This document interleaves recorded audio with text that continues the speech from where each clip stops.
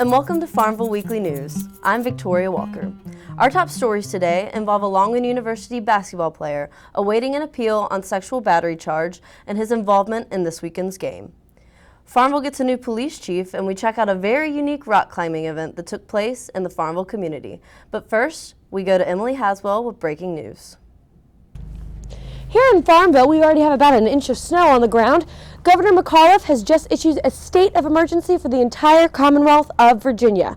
We are being told that residents need to stay off the roads if at all possible, and don't forget to bring your pets inside, as this snow is not supposed to stop until early Tuesday morning. Back to you, Victoria. Next up on today's newscast, Longwood University basketball player Jason Pimentel, who was recently arrested and charged with sexual battery, was reinstated and played in the February 14th game.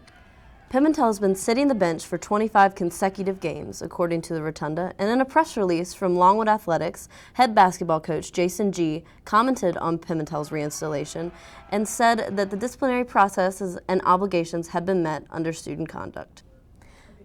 Pimentel's court date is set for April 21st in Farmville Circuit Court. In other news, Farmville has appointed a new chief of police. Curtis Lee Davis has been with the police department in Roanoke City for a total of 26 years and will be retiring as the deputy chief of police.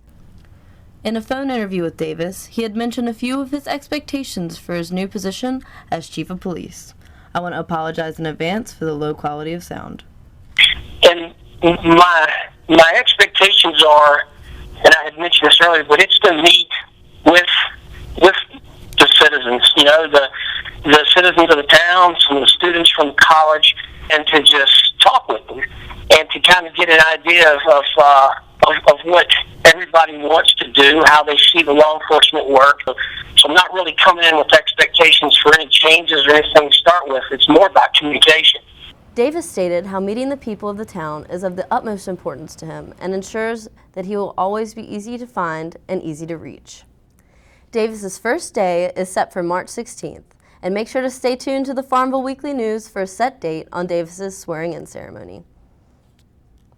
And finally, all ages and all skill levels were welcome at the Longwood University Crux Climbing Competition this past weekend. Jason Brown has the story. Hi, I'm Jason Brown. I'm hanging here at Longwood Campus Recreation Center, where I'll be taking you inside the Crux Climbing Competition. Standing 30 feet high inside this activity area located in the Longwood's Campus Recreation Center is the climbing wall, where climbers participate in the Crux Climbing Competition to test their physical ability on dominating this 30-feet wall. This climbing wall is part of the Longwood Outdoors program hosted by the Recreation Center. The climbing wall features 3 sets of boulders to test its climbers, including beginner, intermediate, and advanced, each with their sets represented by colors and different names such as Killing Me Softly and Nautical Nemesis. The climbing wall supervisor, Austin Pulowski, says these boulders were fun to name and hope the climbers will be brought together in this competition. Really just having a good time, building a stronger climbing community here in Longwood, trying to build that kind of cohesive unit. Visitors were also welcome to the student affair, with entry price being $10 while students being $5.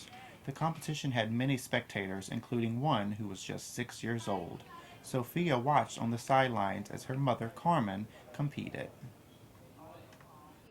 I love climbing, and That's how we always. it's really fun. It's a lot of people. It's like family.